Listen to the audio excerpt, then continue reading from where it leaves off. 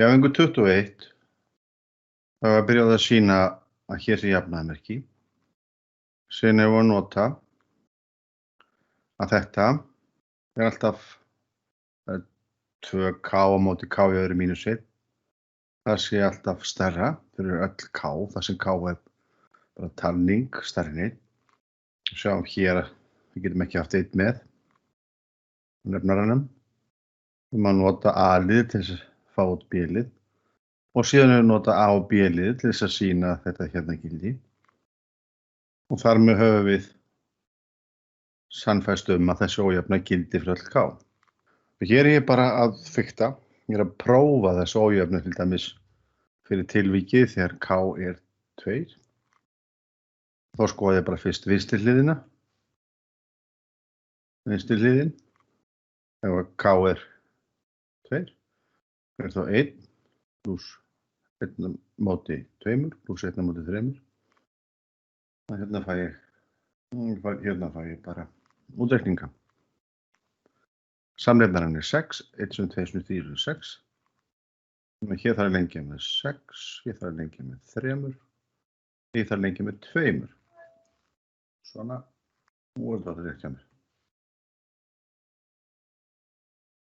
Og svo því sko hægri hliðina, þá er hún 3 aðrir.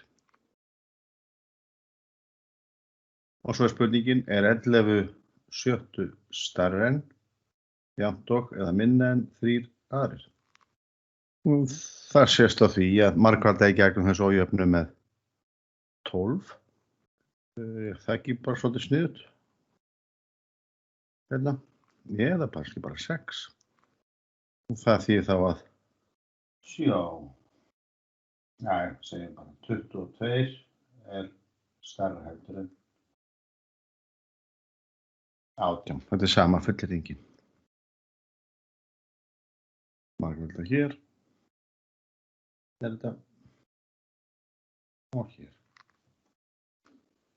Til leið.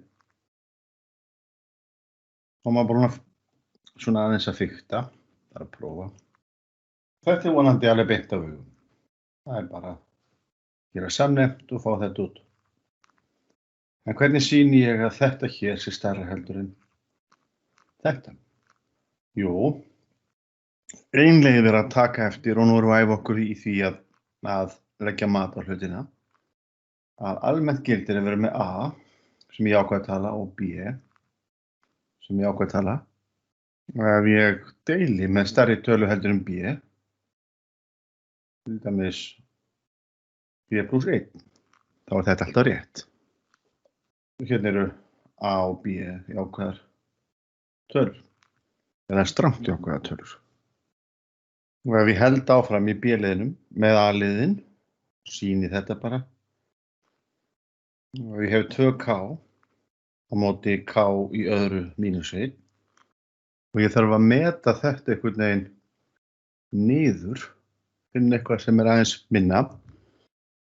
Og ég má bara nota talningar.